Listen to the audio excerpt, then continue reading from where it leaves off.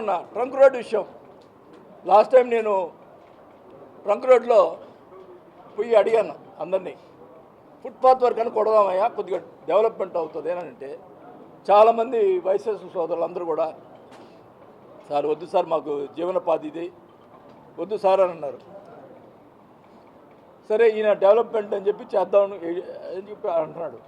నేను చెప్తున్నా, నువ్వు డెవలప్మెంట్ చేసుకొని మీ ఎవరు కాదను, నీకు పడగొట్టి డెవలప్ చేస్తేనే డెవలప్మెంటు నేను చేస్తున్నానని చెప్తున్నాను. ఓకే, నేను ఆ పని చేయలేకపోయా, ఓకే నువ్వు చేస్తానంటున్నావు, కానీ వాళ్ళకి న్యాయం చేసి చేయి.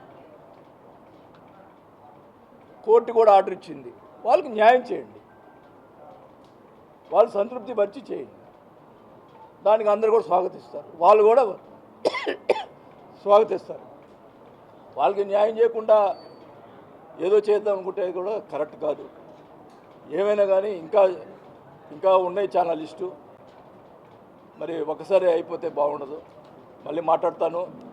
నేను ప్రశ్నించే పార్టీ ఇది, నేను ప్రశ్నిస్తాను, కానీ ఇది పార్టీకి సంబంధం లేదు.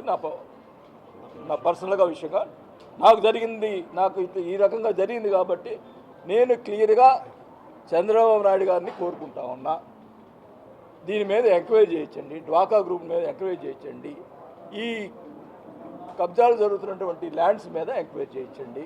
అప్పుడు జరిగింది, ఇప్పుడు జరిగింది, రెండు కూడా.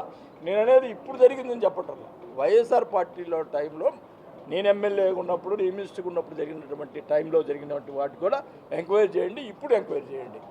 నేను మనస్ఫూర్తిగా చేతులెత్తి చంద్రబాబు నాయుడు గారికి నమస్కారాలు తెలియజేసుకుంటూ నేను ఆయన కోరుకుంటాను.